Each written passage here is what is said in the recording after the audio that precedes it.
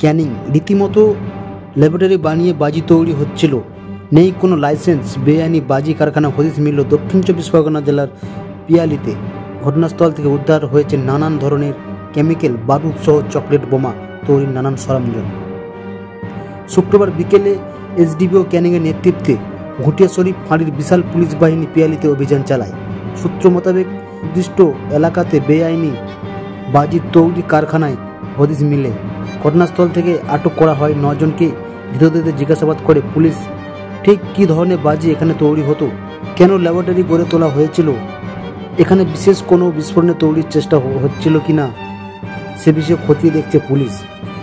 এদিন গোপন সূত্রে খবর পেয়ে এই এলাকায় অভিযান চালায় ক্যানিং মহকুমার পুলিশ ও ঘুটিয়া শরীফ ফাঁড়ির পুলিশ।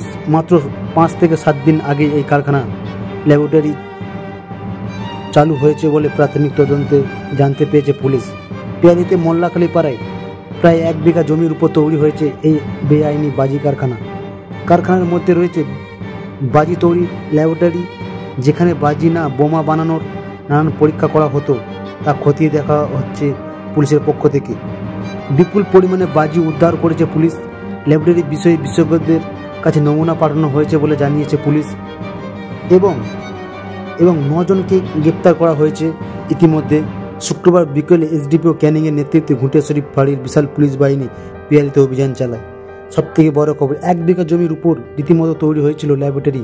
পিয়ালিতে বেআইনি বাজির কারখানা হদিশ।